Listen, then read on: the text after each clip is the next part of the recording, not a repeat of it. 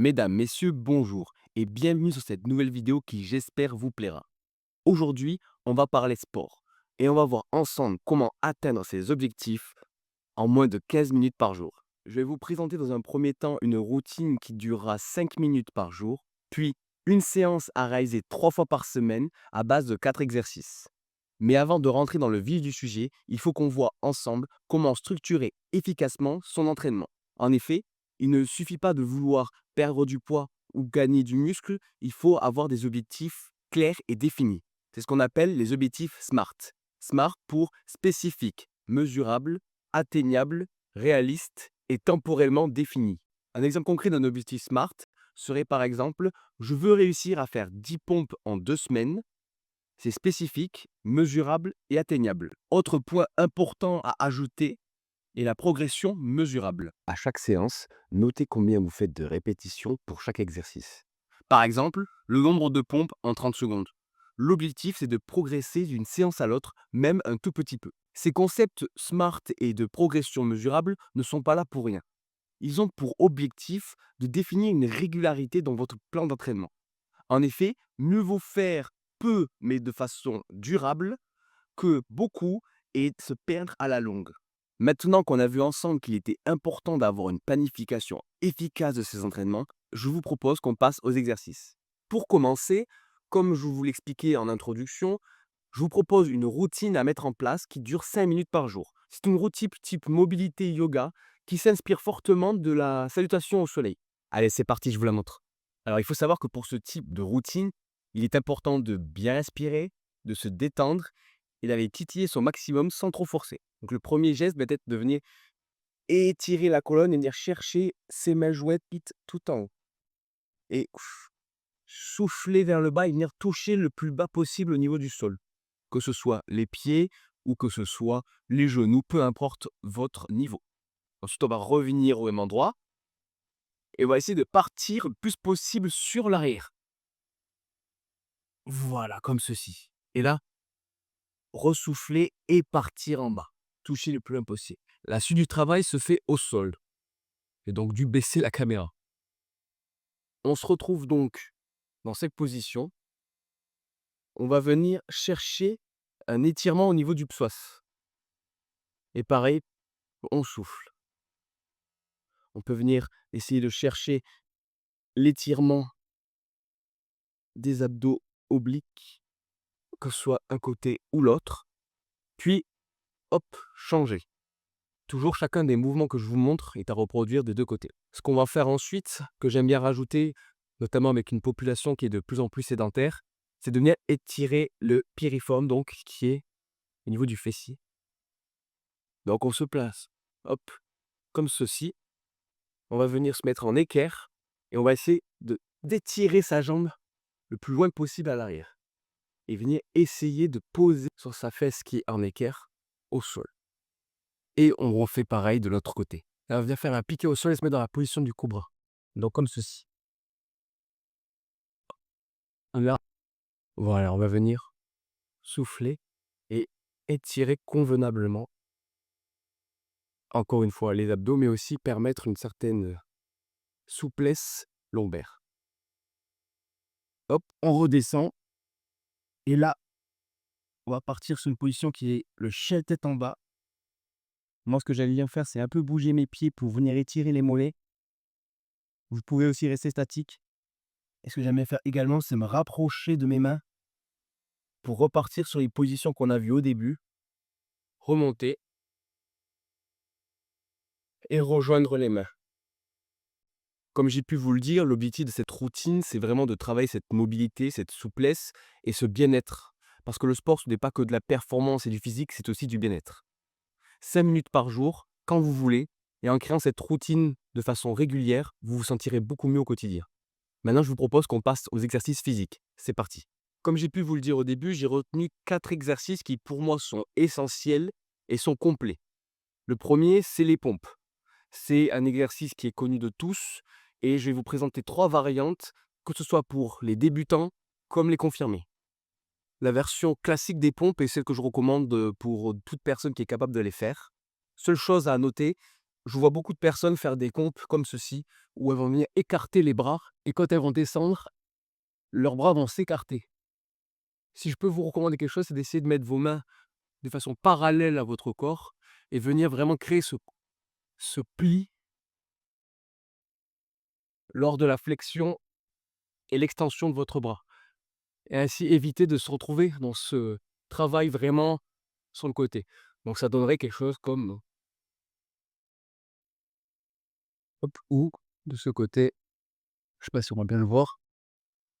Voilà. Pour les débutants, il y a beaucoup de façons qui existent. La première, forcément, c'est de le faire sur les genoux. On va venir plier derrière et faire sa pompe. Il existe aussi d'autres manières, à savoir se mettre face à un mur et faire des pompes sur le mur quand on est vraiment débutant.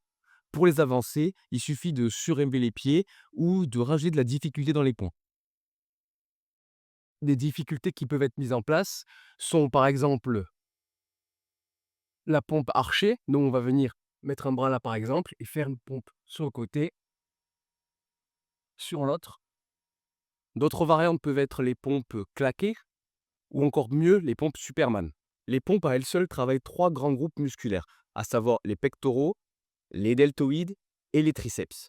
En fonction de votre anatomie ou de la manière dont vous les faites, chacun de ces groupes musculaires va travailler plus ou moins.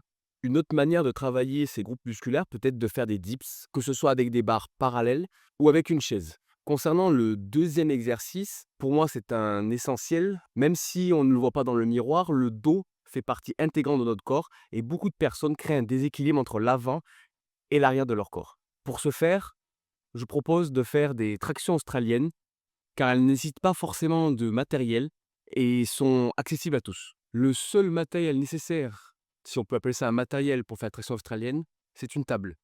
Pour ma part, j'ai une barre parallèle, mais ce que je vais vous montrer marche également avec une table. Donc une traction australienne, c'est quoi? C'est lorsque vous allez venir vous placer sous cette barre, comme ceci, hop, et que vous allez venir, avec vos jambes, placer vos pieds à plat et venir vous tracter jusqu'à la barre. L'objectif, c'est vraiment de venir toucher les pectoraux sur la barre, hop, et de travailler vraiment cette traction. Deux manières existent de faciliter l'exercice. La première, plus vous allez rapprocher vos jambes de haut de votre corps, plus il sera facile de venir faire la traction. À l'inverse, plus vous allez venir écarter vos jambes, plus ça va être compliqué de la faire. Également, plus vous allez avoir une position quasi verticale, plus il sera facile de faire cette traction australienne. À l'inverse, plus vous serez bas au sol, plus ce sera compliqué du fait de la gravité. Maintenant, pour les personnes qui souhaiteraient rendre difficile l'exercice, une manière très simple est de surélever ses pieds. On peut donc utiliser une chaise dans ce cas-là. Revenir de la même manière, se placer sous la barre et placer ses deux pieds sur la chaise. Hop. L'objectif est vraiment d'être limite surélevé au niveau des pieds. Et on va pouvoir se tracter à la même manière que les premières fois. Le troisième exercice que je recommande est un classique. Il s'agit des squats. Pour le moment, nous avons travaillé le dos, la partie antérieure, à savoir les pectoraux, les deltoïdes et les triceps. Il ne faut pas oublier les jambes. Rien de bien compliqué concernant la façon de le faire. Vous écartez vos pieds à hauteur de hanche et vous allez venir vous baisser tout simplement en cherchant à atteindre les 90 degrés. Pour la version intermédiaire, c'est ce que je vous recommande. Si c'est trop difficile pour vous, là encore, je vous recommande d'utiliser une chaise. L'objectif est d'être de placer la chaise là où vous devez vous asseoir.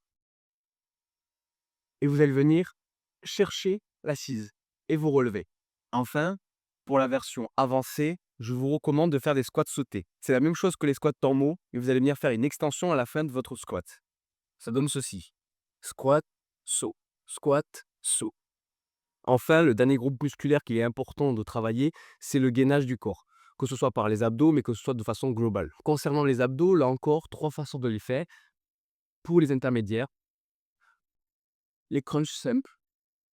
Vous venez placer en appui sur vos pieds, les mains soit derrière la tête, attention à ne surtout pas venir tirer sur la nuque, elles sont juste posées, ou sur l'avant pour éviter ce problème. Et vous venez vous relever le plus possible que vous pouvez. La version facile de cela pourrait être simplement de faire le même mouvement mais beaucoup moindre. Dans un premier temps, on pourrait voilà, se soulever un tout petit peu et à terme, l'objectif serait vraiment de venir chercher. Une autre manière de faire, c'est de venir, hop, céder en tirant sur ses genoux. Cette manière peut fonctionner à la fois pour les intermédiaires comme pour les débutants. Enfin, concernant la version avancée, une bonne manière de faire, selon moi, est de venir faire son abdos, puis de lever les jambes vers le ciel. Ça donne quelque chose. Donc, on vient mettre les mains sur les fesses, on vient lever et lever vers le haut. On retend, on ramène, on lève. On retend, on ramène, on lève. Un conseil que je peux vous donner, c'est d'essayer de vous filmer les premières fois sur les mouvements. Ainsi, vous serez en mesure de voir les erreurs que vous pouvez faire et d'essayer de vous corriger. Bien sûr, que ce soit pour les pompes, les tractions australiennes, les squats ou les abdos, ce sont des exercices que je vous recommande aujourd'hui car ils sont faciles à mettre en place et n'ont pas nécessairement besoin de matériel. Cependant, il existe d'autres alternatives qui pourraient vous convenir mieux et je vous invite complètement à les utiliser. Que ce soit les dips à la place des pompes, que ce soit les tractions à une barre, si vous avez l'occasion d'utiliser une, que je vous recommande complètement, que ce soit les fentes par exemple à la place des squats, ou que ce soit d'autres exercices d'abdos que ceux que j'ai pu vous montrer. Vous vous en êtes peut-être rendu compte, je vous ai présenté les 4 différents exercices, mais je ne vous ai pas parlé d'un nombre de répétitions ou de séries. C'est tout à fait normal, c'est parce que dans ce contexte de 15 minutes par jour, donc là pour le coup on est sur ce type de séance à 3 séances par semaine de 20 minutes, étalé ça donne bien 15 minutes par jour, en comptant les 5 minutes de yoga. Le but est donc de réduire le temps qu'on passe à s'entraîner. Pour ce faire, la méthode que j'ai choisi de vous présenter aujourd'hui est la méthode du circuit. Un circuit, ça consiste à enchaîner plusieurs exercices, souvent de 4 à 6, avec peu ou pas de repos entre les exercices, et un court repos après un tour complet. Le but, c'est de répéter le circuit plusieurs fois. Les avantages sont notamment la polyvalence, on combine un renforcement musculaire et du cardio. Il est également adaptable à tous les niveaux, en ajoutant la durée des exercices ou du repos. C'est fun et varié, on ne fait pas le même exercice trop longtemps, donc c'est moins monotone. Et c'est accessible aux débutants, comme j'ai pu l'évoquer, en réduisant les répétitions ou en proposant des variantes faciles, comme j'ai pu vous les présenter aujourd'hui. Le seul inconvénient qu'on peut noter, c'est que ça requiert un petit peu d'organisation. En effet, si vous utilisez du matériel, il faut préparer un petit peu tout pour enchaîner les exercices. Dans le format qu'on a pu développer ensemble, si on reprend nos 4 exercices et qu'on les applique au format circuit, une bonne méthode et une bonne manière de le faire serait de faire 30 secondes par exercice. 30 secondes de pompe, 30 secondes de traction australienne, 30 secondes de squat et 30 secondes d'abdos. Une fois que ces exercices sont faits, on prendrait 1 minute de repos et on recommencerait cela plusieurs fois. Une bonne fourchette serait de faire 4, 5 ou 6 tours. Cependant, libre à vous de faire avec votre ressenti. Si vous trouvez que c'est trop facile, n'hésitez pas à ajouter des variantes plus compliquées des exercices comme nous avons pu le voir, ou à ajouter du temps d'exercice, ou réduire le temps de repos. A l'inverse, si c'est trop difficile, n'hésitez pas à augmenter le repos, réduire le temps des exercices ou faire une variante plus facile. Comme on a pu le dire au début, le principal élément à prendre en compte, c'est votre évolution. N'hésitez pas à noter combien de pompes, combien de squats, combien d'abdos vous allez faire sur ces 30 secondes et essayez d'évoluer de séance à séance. Petit bonus, si vous voulez rajouter un exercice complètement cardio, en plus des exercices que nous avons pu voir, je vous propose de rajouter les jumping jacks. Que sont les jumping jacks? Il s'agit d'un exercice où vous allez faire des sauts et bouger vos bras et vos jambes. Donc, lorsque vous allez sauter une première fois, vous allez joindre vos 2 mains au-dessus de votre tête et écarter vos jambes. Puis, lorsque vous allez les faire revenir, vous allez venir lier vos mains au niveau de vos cuisses. Et puis, vous allez répéter ce mouvement un certain nombre de fois.